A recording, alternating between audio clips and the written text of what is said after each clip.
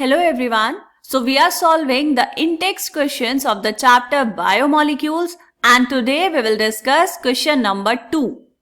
So the question says, what are the expected products of hydrolysis of lactose? Lactose का अगर आप hydrolysis करेंगे तो आपको products में क्या मिलेगा? ठीक है, ये आपको बताना है। तो सबसे पहले तो हम देख लेते हैं बेटा lactose का स्ट्रक्चर।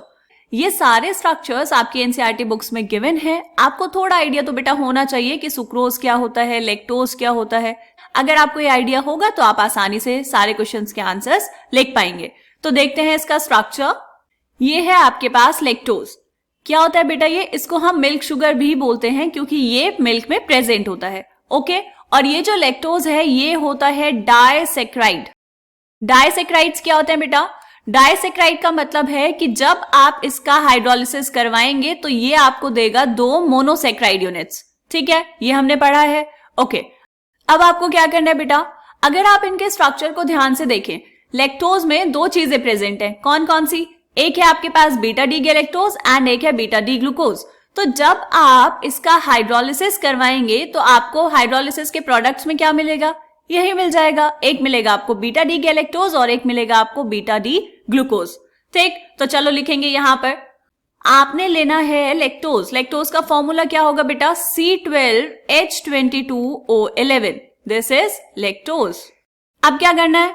आपने करवाया इसका हाइड्रोलिसिस मतलब वाटर, यहां पर लिया H2O पॉजिटिव या फिर लैक्टेज। लैक्टेज एंजाइम के प्रेजेंस में होता है लैक्टोज का हाइड्रोलिसिस। क्लियर? अब आपको प्रोडक्ट में क्या मिलेगा बेटा? एक मिला बीटा डी गैलेक्टोज और एक मिला बीटा डी ग्लूकोज।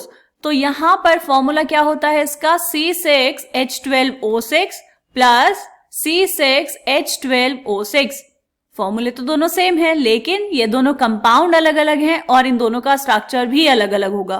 क्लियर? तो यहां पे नाम लिख लेंगे बेटा, this is D plus glucose and this is D plus galactose.